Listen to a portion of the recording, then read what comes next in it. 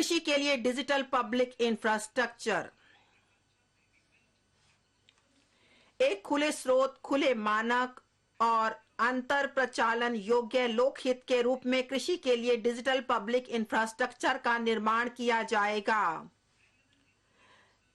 इससे फसल नियोजन एवं स्वास्थ्य के लिए संगत सूचना सेवाओं, फार्म इनपुट के प्रति बेहतर सुलभता, ऋण एवं बीमा, फसल आकलन के लिए सहायता, मार्केट इंटेलिजेंस और एग्रीटेक इंडस्ट्री एवं स्टार्टअप्स के विकास के लिए समर्थन के माध्यम से समावेशी किसान केंद्रित समाधान संभव हो पाएंगे।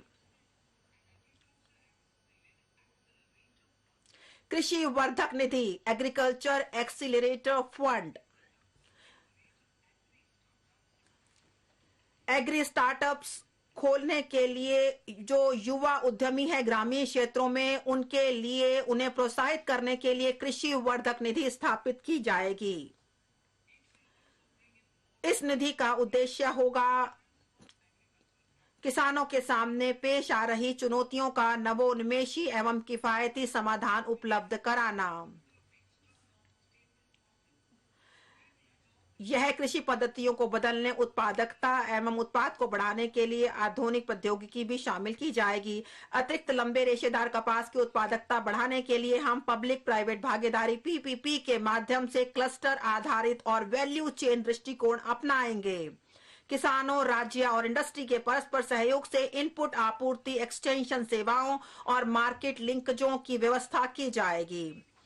आत्मनिर्भर बागवानी स्वच्छ पौध कार्यक्रम। हम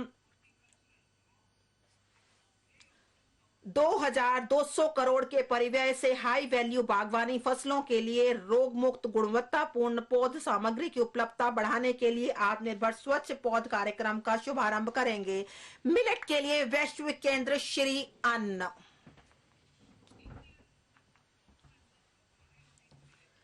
भारत मिलेट को लोकप्रिय बनाने के कार्यक्रम में सबसे आगे है, जिसकी खपत से पोषण, खाद्य सुरक्षा और किसानों के कार्य को बढ़ावा मिलता है। माननीय प्रधानमंत्री जी ने ऐसा कहा है। हम दुनिया में श्री अन्न के सबसे बड़े उत्पादक और दूसरे सबसे बड़े निर्यातक हैं। हम कई प्रकार के श्री अन्न उगाते हैं, जैसे कि ज्वार, श्री रागी, श्री अन्न बाजरा, श्री कुट, श्री अन्न रामदाना, कंगनी, कुटकी, कोदो, चीना और सामा।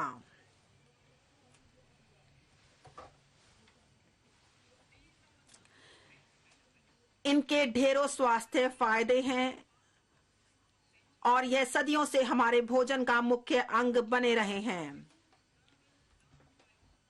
मैं इन श्री अन्न को उगाकर देशवासियों की सेहत में योगदान करने वाले छोटे किसानों द्वारा की गई उत्कृष्ट सेवा के लिए उनके प्रति आभार व्यक्त करती हूं। अब भारत को श्री अन्न के लिए वैश्विक केंद्र बनाने के लिए भारतीय बाजार अनुसंधान संस्थान हैदराबाद को उत्कृष्टता केंद्र के रूप में बढ़ावा दिया जाएगा, जिससे कि यह संस्थान सर्वश्रेष्ठ पद्धतियों, अनुसंधान एवं प्रौद्योगिकियों को अंतर्राष्ट्रीय स्तर पर साझा कर सके।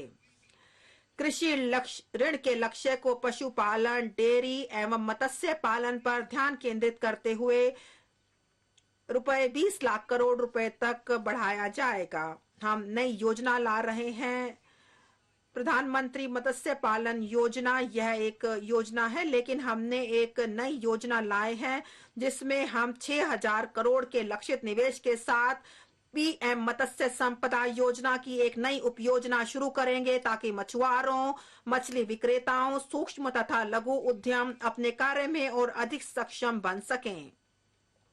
मूल्य श्रृंखला दस्ताओं में सुधार लाया जाएगा। किसानों, विशेष रूप से छोटे एवं सीमांत किसानों के लिए तथा अन्य वंचित क्षेत्रों के लिए सरकार सहकारिता आधारित आर्थिक विकास मॉडल को बढ़ावा दे रही है। सहकार से समृद्धि के विजन को हासिल करने के अधिदेश के साथ एक नए सहकारिता मंत्रालय का गठन किया गया है। इस विजन को साकार करने के लिए सरकार ने पहले से ही 63,000 प्राथमिक कृषि ऋण सोसाइटी PACM के कंप्यूटरीकरण का कार्य शुरू किया है, जिसमें 2,516 करोड़ के निवेश की बात की गई है। 2,516 करोड़। और सभी हितधारकों एवं राज्यों के साथ परामर्श करके PACS के लिए हमने, ताकि वह बहुउद्देशीय PACS बनने में सक्षम हो सके, हमने एक मॉडल उपनियम तैयार किया गया है, और ताकि सहकारी सोसाइटियों के देशव्यापी मानचित्रण के लिए एक राष्ट्रीय सहकारी डाटाबेस तैयार किया जा सके। और हम इसे डाटाबेस तैयार किया जाएगा जो सहकारी स्तर पर होगा, और यह देशव्यापी मानचित्रण के साथ किया जाएगा। इस पृष्ठभूमि के साथ हम व्यापक विकेंद्रीकरण भंडारण क्षमता बनाने के लिए एक योजना कार्यान्वित करेंगे।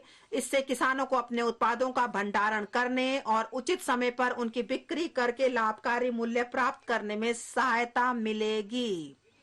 और जो अगले 5 वर्षों जो कवर नहीं किए गए, पंचायतों में बड़ी संख्या में बहुउद्देशीय सहकारी सोसाइटियों, प्राथमिक मत्स्य सोसाइटियों और डेयरी सहकारी सोसाइटियों की स्थापना करने हेतु सुविधा प्रदान की जाएगी।